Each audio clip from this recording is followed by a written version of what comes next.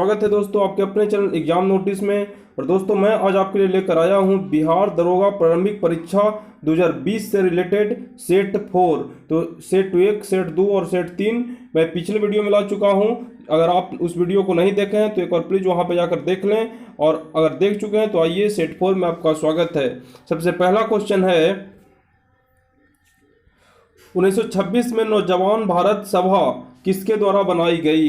1926 में नौजवान भारत सभा किसके द्वारा बनाई गई? मैं प्रत्येक प्रश्न पढ़ने के बाद 3 सेकंड का वेट करूंगा आपका उत्तर का, और उसके बाद मैं इस प्रश्न का आंसर बता दूंगा। तो बताइए इस प्रश्न का सही उत्तर क्या होगा कि 1926 में नौजवान भारत सभा किसके द्वारा बनाई गई? पहला ऑप्शन है भगत सिंह, दूसरा है बी.डी. सावरकर, तीसरा है अश्विनी कुमार दत्त और चौथा है जतिन दास। तो इसका सही आंसर होगा भगत सिंह, फर्स्ट नंबर। यदि आपका आंसर फर्स्ट है तो आप बिल्कुल सही हैं, इसका सही आंसर है फर्स्ट। चलिए अब आगे बढ़ते हैं। दूसरा क्वेश्चन है, किताब उल हिंद पुस्तक किसके द्वारा लिखी गई थी? किताब उल हिंद पुस्तक किसके द्वारा लिखी गई थी? पहला ऑप्शन है अबुल फजल, दूसरा है अलबेरुनी, तीसरा है दारा सिको, चौथा है इनायत खान। तो इसका सही आंसर होगा फर्स्ट अबुल फजल, सॉरी सेकंड अलबेरुनी। अलबेरुनी जो था वो महमूद गजनबी का एक लेखक था, जो कि उसकी 14वीं आक्रमण में उसके साथ ही भारत आया था, और भारत आकर यहाँ पे हिंद को देखा, यहाँ पे भारत को देखा, और भारत पे एक पुस्तक लिखी किताब उल हिंद को।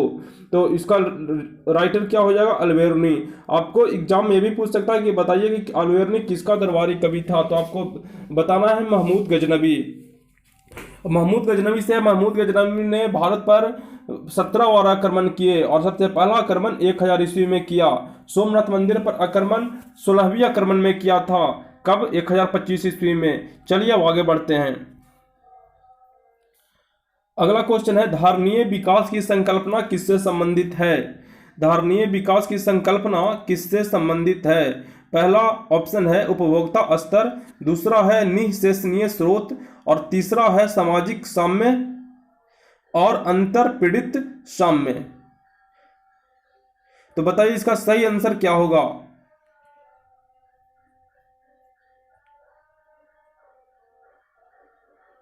तो इसका सही आंसर फर्स्ट होगा उपभोक्ता स्तर। इसका सही आंसर फर्स्ट होगा उपभोक्ता स्तर। धारणीय विकास क्या है? इसमें कहा जाता है कि हम किसी भी चीजों का, प्राकृतिक चीजों का इस प्रकार उपयोग करें कि आने वाले पीढ़ियों को इसको लेकर के, इसको उपयोग को लेकर के कोई परेशानी झेलना न पड़े। तो यह उपयोगिता स्तर को क्या करता है? बतलाता है कि हमारा उपभोग का स्तर क्या होना चाहिए। अब आगे चलते हैं। अगला है सुमेलित कीजिए। पहला है ब्रह्मचारी, जन्म से 25 वर्ष, दूसरा है गृहस्थ 25 से 50 वर्ष, वानप्रस्थ 50 से 75 वर्ष, और संन्यास 75 से 100 वर्ष। तो बताइए इसका आंसर कौन सा होगा? इसका आंसर आप सुमेलित करके कमेंट बॉक्स में बताइए कि इसका सुमेलित फॉर्म में क्या आंसर होगा, आप कमेंट बॉक्स में दीजिए। इस आंसर को सुनने के पहले आप कमेंट बॉक्स में टाइप करते हैं, वैसे तो मैं इसका आंसर बताऊंगा ही। तो पहला ऑप्शन होगा ब्रह्मचारी, ब्रह्मचारी होगा, ये आंसर होगा।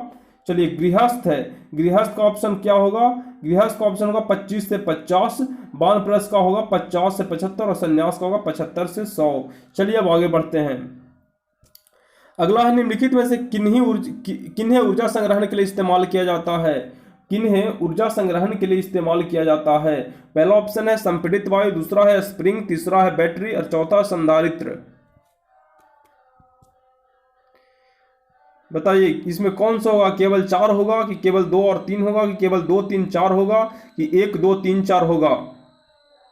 तो इसका सही आंसर है चारों के चारों, 1 2 3 4 इसका सही आंसर है। चलिए अब आगे बढ़ते हैं। अगला प्रश्न है, ब्लू चिप कंपनी क्या है? ब्लू चिप कंपनी क्या है? पहला ऑप्शन है एक ऐसी कंपनी जो मजदूर उद्योग से जुड़ी है, दूसरा है ब्लू चिप कंपनी आर्थिक रूप से बहुत मजबूत होती है, तीसरा है अधिक जोखिम भरे स्टार्टअप, चौथा एक कंपनी जो मेमोरी कार्ड का निर्माण करती है। तो इसका सही आंसर होगा 2, जो ब्लू चिप कंपनी आर्थिक रूप से बहुत मजबूत होती है। अगर किसी को आवश्यकता पड़ती है तो इससे लोन लेता है, अथवा या अगर कोई डूब रहा होता है तो उसको मदद करती है। चलिए अब आगे बढ़ते हैं। अगला है राजस्व में रैयतवाड़ प्रयोग का प्रारंभ किसके द्वारा किया गया? राजस्व में रैयतवाड़ प्रयोग का प्रारंभ किसके द्वारा किया गया? सिंपल क्वेश्चन है। चलिए इसका आंसर आप कमेंट बॉक्स में दीजिए। 7th का आंसर आप कमेंट बॉक्स में दीजिए। आप 7 लिखिए, डॉट लीजिए, लिखिए और उसके बाद दीजिए। सुमेलित करने वाला तो मैं बता चुका हूं, आप उसको भी दे दें, लेकिन प्रश्न आंसर सुनने के पहले, और इसको आपको आंसर देना है। चलिए अब आगे बढ़ते हैं 8 नंबर क्वेश्चन में। 8 नंबर क्वेश्चन है, निम्नलिखित में से कौन सा अग्नेय चट्टान नहीं है? अग्नेय है, अग्नेय चट्टान नहीं है। इग्नियोरस रॉक्स कौन नहीं है? पहला ऑप्शन है पेरिडोट्स, दूसरा है ग्रेनाइट, तीसरा है स्कोरिया, चौथा है सेल। तो इसका सही ऑप्शन होगा सेल। सेल यहाँ पे अग्नेय चट्टान नहीं है। चलिए आगे बढ़ते हैं। अगला है सुनहरी चावल क्या है? सुनहरी चावल क्या है? पहला ऑप्शन है चीन की पीली नदी के निकट उगाई जाने वाली चावल की किस्म हो गया। दूसरा है लंबे समय के उपरांत पीली आभा वाले चावल, मतलब आभा मतलब रंग। तीसरा एक ट्रांसजेनिक चावल की किस्म जिसमें कैरोटीन के लिए जीन तक उपलब्ध है। कैरोटीन मतलब है कि इसमें कैरोटीन मेनली विटामिन ए के लिए है। यहाँ पे आप अगर विटामिन ए तक भी जानते हो, कैरोटीन से विटामिन जो चावल पर, उसमें इस चावल में क्या होगा कि इसमें विटामिन ए प्रचुर मात्रा में होगा, यही इसीलिए करा है कैरोटीन का जीन। 4th नंबर आंसर है चावल के जंगली किस्म, चावल के जंगली किस्म जो कि पीले रंग के दाने होते हैं। तो बताइए इसका सही आंसर क्या होगा? तो इसका सही आंसर होगा एक ट्रांजिट चावल की किस्म जिसमें कैरोटीन के लिए जीन तक उपलब्ध है। ठीक है, चलिए अब आगे बढ़ते हैं। अगला है नीति आयोग के अध्यक्ष कौन है? नीति आयोग के अध्यक्ष कौन है? पहला है अरविंद पनगड़िया, दूसरा है राजीव शुक्ला, तीसरा है राजीव कुमार और चौथा है नरेंद्र मोदी। तो याद रखिएगा कि नीति आयोग के हमेशा अध्यक्ष जो होता है वो हमेशा भारत का प्रधानमंत्री होता है। तो इस समय भारत के प्रधानमंत्री कौन है? नरेंद्र मोदी। तो इस समय नीति आयोग के अध्यक्ष कौन होंगे? नरेंद्र मोदी। ठीक है, चलिए अब आगे बढ़ते हैं। अगला है भारत के राष्ट्रीय कैलेंडर का पहला मास कौन सा होता है? भारत के राष्ट्रीय कैलेंडर का पहला मास कौन सा होता है? पहला ऑप्शन है माघ, दूसरा है भाद्रपद, तीसरा है कार्तिक और चौथा है चैत्र। बताइए कौन सा सही आंसर होगा? पहला है माघ, दूसरा है भाद्रपद, तीसरा है कार्तिक, चौथा है चैत्र। तो इसका सही आंसर होगा चैत्र। तो इसका सही आंसर क्या होगा? Chaitra, 4th number. चलिए अब आगे बढ़ते हैं। अगला है 12 नंबर क्वेश्चन। इसमें है कि मानव रक्त का पीएच कितना होता है? मानव रक्त का पीएच साधारणतया कितना होता है, मतलब आपको अप्रॉक्स में बताना है। पहला ऑप्शन है 4.5 to 5.5, दूसरा ऑप्शन है 5.5 to 6.5, तीसरा ऑप्शन है 7.5 to 8.5, चौथा है 8.5 to 9। तो जनरली इसका जो पीएच होता है वो 7 से 8 होता है, या फिर इसको मान सकते हैं 6.5 से 7.5, लेकिन दोनों में से यहाँ पे कोई भी ऑप्शन नहीं, तो आप इसमें सेकंड मार दें, इसका सही ऑप्शन है। ये आया हुआ क्वेश्चन है, बिहार एसआई में आया हुआ क्वेश्चन है और इसका ऑप्शन भी यही था, तो आप उपयुक्त इसका सेकंड ही मार दें तो ज़्यादा सही है। चलिए अब आगे चलते हैं। अगला है जब एक अर्थव्यवस्था से अस्फीति दबावों से गुजर रही हो, मतलब कि इन्फ्लेशन का दौर चल रहा हो, मुद्रास्फीति का, तो आपको क्या करना चाहिए, क्या उपाय बताने चाहिए? चाहिए जब एक अर्थव्यवस्था से अस्फीति मतलब मुद्रास्फीति दबावों से गुजर रही है कोई अर्थव्यवस्था, तो यदि आप सरकार हैं तो आपके सरकार के तौर पर क्या जिम्मेदारी बनती है? पहला है प्रत्यक्ष करों को बढ़ावा देना चाहिए, दूसरा ब्याज दर घटा देनी चाहिए, तीसरा सार्वजनिक व्यय, यहाँ पे है व्यय या खर्च, यहाँ पे है व्यय, सार्वजनिक व्यय बढ़ा देना चाहिए।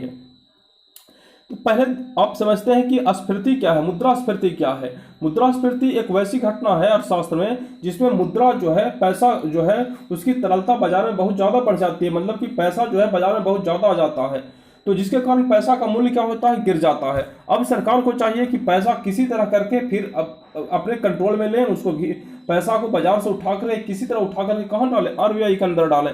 तो इसके लिए यदि ब्याज दर घटाता है तो उससे काम नहीं चलेगा, उससे तो और बाजार में पैसा बढ़ जाएगा। दूसरा, सार्वजनिक अगर खर्च बढ़ाता है तो भी पैसा बढ़ जाएगा, लेकिन यदि प्रत्यक्ष कर बढ़ाता है तब सरकार के खाते में पैसा ज्यादा जाएगा और दबाव से बाजार से धीरे धीरे पैसा उठेगा। इसलिए इसका सही और उपयुक्त आंसर क्या होगा, फर्स्ट होगा। यानी इसका सही आंसर क्या होगा, फर्स्ट। यदि आपका आंसर फर्स्ट है तो आप बिल्कुल सही हैं। चलिए अब आगे बढ़ते हैं। अगला है तेज, TEZ।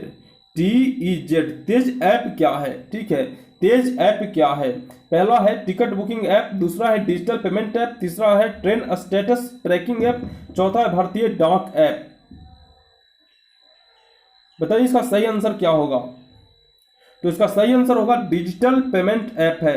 तेज एक प्रकार का क्या है, डिजिटल पेमेंट ऐप है। चलिए अब आगे बढ़ते हैं। अगला है नाफ्टा के सदस्य कौन है। नाफ्टा के सदस्य कौन है? पहला ऑप्शन है यूएसए, कनाडा और मैक्सिको, दूसरा है यूएसए, कनाडा और भारत, तीसरा है यूएसए, कनाडा और जापान, और चौथा यूएसए, यूके और भारत। बताइए इसका सही आंसर क्या होगा कि नाफ्टा का सदस्य कौन है। तो इसका सही आंसर होगा फर्स्ट यूएसए, कनाडा और मैक्सिको। इसका सही आंसर होगा यूएसए, कनाडा और मैक्सिको, यानी फर्स्ट इसका सही आंसर होगा। चलिए अब आगे बढ़ते हैं। अगला है सर्वोच्च न्यायालय ने निजता के अधिकार को संविधान के किस मूलभूत अधिकार के अधीन रखा है। सर्वोच्च न्यायालय ने निजता के अधिकार को संविधान के किस मूलभूत अधिकार में रखा है, मतलब कि निजता का अधिकार हमारा कौन सा अनुच्छेद प्रदान करता है। पहला नंबर है अनुच्छेद 19, दूसरा है अनुच्छेद 14, तीसरा अनुच्छेद 20 और चौथा अनुच्छेद 21। तो बताइए इसका सही आंसर क्या होगा। तो इसका सही आंसर होगा 21, जो कि हमें देता है प्राण एवं दैहिक स्वतंत्रता और निजता का अधिकार। और 21A में क्या है कि 6 से 14 तक के बच्चों के 6 से 14 वर्ष तक के बच्चों के लिए निःशुल्क शिक्षा। तो हमारा सही आंसर क्या होगा, 4th। चलिए अब आगे बढ़ते हैं। अगला है निम्नलिखित में से कौन सा एक रासायनिक परिवर्तन का उदाहरण है। निम्नलिखित में से कौन एक रासायनिक परिवर्तन का उदाहरण है। पहला है कागज का जलना, दूसरा है लोहे का चुंबकीय होना, तीसरा है जल में शक्कर का घुलना, चौथा है जल से बर्फ के घनों का बनना। तो बताइए इसका सही आंसर क्या होगा। तो आइए सबसे पहले समझ लें कि रासायनिक परिवर्तन है क्या। एक होता है भौतिक परिवर्तन और दूसरा होता है रासायनिक परिवर्तन। भौतिक परिवर्तन जो कि रिवर्सिबल हो, मतलब कि अगर रिएक्शन इधर से इधर हो रहा है तो इधर से भी इधर जा सकता है। जैसे जल में बर्फ का बनना, जल से बर्फ बन सकता है तो बर्फ को यदि हीट देंगे तो वो क्या बनेगा, जल बनेगा। लेकिन रासायनिक परिवर्तन होता है कि इरिवर्सिबल प्रोसेस है। यदि एक बार प्रोडक्ट बन गया तो दोबारा फिर रिएक्टेंट नहीं बनेगा, मतलब उत्पाद नहीं बनेगा, ठीक है। तो यानी इस प्रोसेस इसमें नहीं होता है, केवल इसमें यही प्रोसेस होता है। तो आइए बारी बारी से देखते हैं। सबसे पहले कागज का जलना। यदि कागज एक बार जल गया तो दोबारा उससे कागज नहीं प्राप्त किया जा सकता है, यानी हमारा ऑप्शन नंबर फर्स्ट ही सही है, ठीक है। तो ये भौतिकी का क्वेश्चन है। आप लगभग भौतिकी का, हालांकि ये बहुत ऊपर का क्वेश्चन है, लेकिन आप भौतिकी एक नज़र से बढ़िया से आप देख लें, क्योंकि ये डीप में भी जाकर प्रश्न कर सकता है। चलिए अब आगे बढ़ते हैं। अगला है वह दूसरी भारतीय महिला कौन है जिन्होंने मार्स मिशन पर नासा के साथ उड़ान भरी। पहला ऑप्शन है कल्पना चावला, दूसरा है सुनीता विलियम्स, तीसरा है जगदीप कौर, चौथा है जगदीप बसु। बताइए इसका सही आंसर क्या होगा। तो इसका सही आंसर होगा जगदीप कौर, यानी 3rd नंबर होगा इसका सही आंसर, जगदीप कौर। चलिए अब आगे बढ़ते हैं। अगला है विश्व का सबसे बड़ा बौद्ध मंदिर कहाँ स्थित है। विश्व का सबसे बड़ा बौद्ध मंदिर कहाँ स्थित है। पहला ऑप्शन है भारत, दूसरा है इंडोनेशिया, तीसरा है जापान, चौथा है चीन।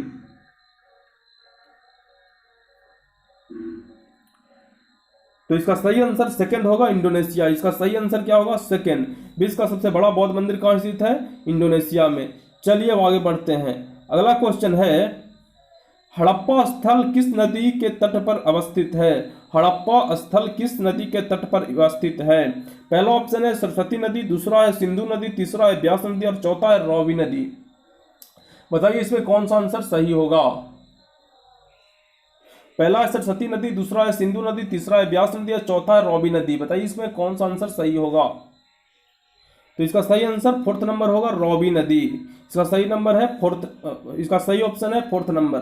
तो एक बार आप पूरे वीडियो को फिर से एक बार ध्यान से देखिए और उसमें एनालाइज कीजिए कि आपको कौन कौन सा प्रश्न में गलती हुआ, कि वो प्रश्न किस टॉपिक से रिलेटेड है और उस टॉपिक के एक बार पूरे से पूरे आप कंप्लीट कीजिए, उसके बाद फिर नेक्स्ट वीडियो में आइए। तो यदि आपको वीडियो पसंद आया है तो लाइक करें, शेयर करें और सब्सक्राइब करें, और यहाँ पे आप लिखें कि आपका 20 में कितना स्कोर आया, आपको आप में इंप्रूवमेंट है या नहीं है। अगर इंप्रूवमेंट नहीं है तो कौन ऐसा टॉपिक है जो क्या आपको इंप्रूवमेंट होने नहीं दे रहा है, तो उस टॉपिक का नाम लिखिए और उस टॉपिक को दोबारा कंप्लीट कीजिए, और कंप्लीट करके उसके बाद इस वीडियो को देखिए और उसके बाद देखिए कि आप में इंप्रूवमेंट आ रहा है या नहीं। तो यदि वीडियो पसंद आ रहा हो तो लाइक करें, शेयर करें, सब्सक्राइब करें। वीडियो देखने के लिए बहुत बहुत धन्यवाद।